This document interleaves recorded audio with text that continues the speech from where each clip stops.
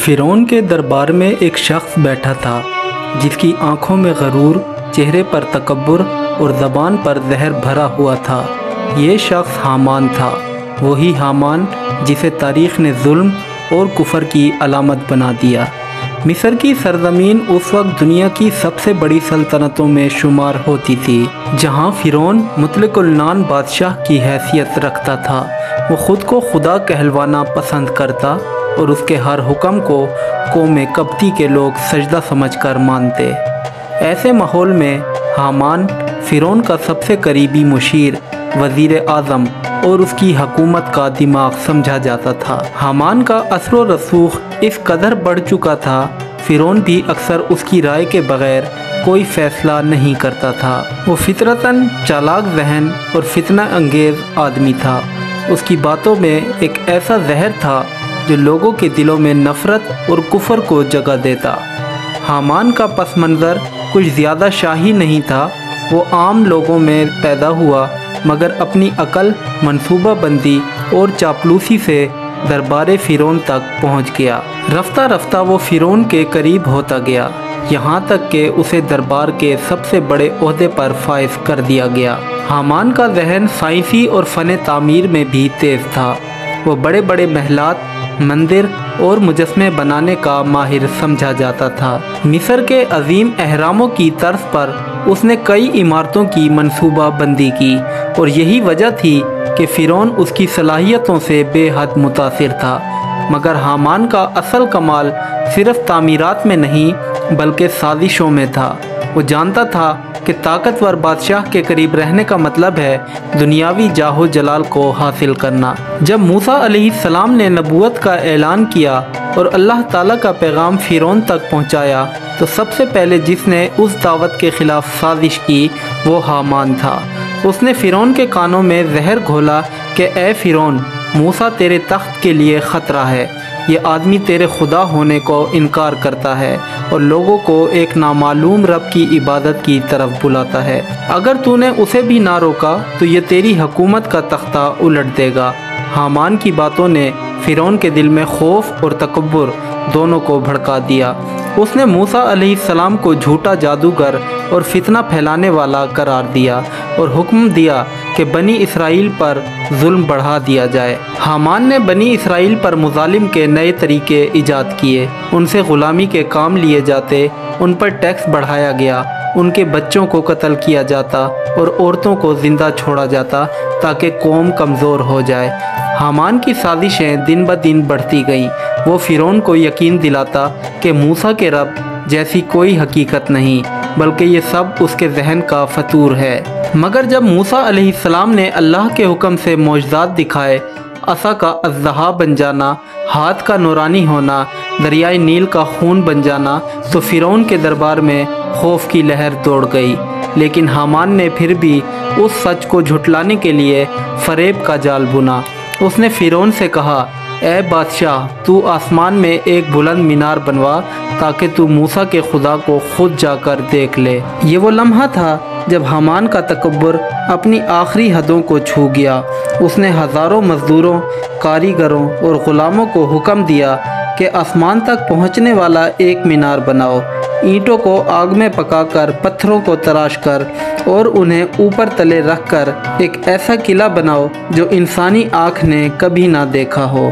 دن رات مزدور اس مینار کو بنانے میں لگے رہے۔ فرعون اس مقام پر کھڑا ہو کر اپنی الوہیت کا اعلان کرتا، میں ہوں تمہارا رب اعلیٰ، اور حامان اس کے قریب کھڑا ہو کر تالی بجاتا اور لوگوں کو مجبور کرتا کہ وہ سجدہ کریں۔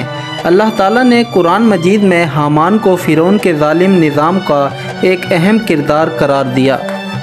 سورہ قصص میں ذکر ہے کہ فرعون، حامان اور ان کے لشکر زمین میں سرکش ہو گئے تھے۔ وہ سمجھتے تھے کہ ان کی طاقت کبھی ختم نہ ہوگی، مگر اللہ کی قدرت کا نظام ہمیشہ انسان کے غرور سے بالا ہوتا۔ موسیٰ علیہ السلام کی دعوت مسلسل پھیل رہی تھی۔ بنی اسرائیل کے دلوں میں امید جاگنے لگی تھی، مگر حامان اس دعوت کو دبانے کے لیے हर हद पार कर चुका था। उसने छोटे जादूगरों को मूसा के मुकाबले में बुलाया और इनामात का ऐलान किया कि जो मूसा को शिकस्त देगा उसे मालो दौलत और इज़्ज़त से नवाजा जाएगा। जब जादूगर जमा हुए तो हामान ने पूरे मिस्र में ऐलान करवाया कि आज मूसा का बातिल ख़त्म कर दिया जाएगा। हज़ारों लोग तमाशा देखने के लिए आए, मगर जब मूसा अलैहिस्सलाम ने अल्लाह के हुक्म से अपना असा फेंका तो वो अज़दहा बन गया और जादूगरों की तमाम रस्सियों और लाठियों को निगल गया।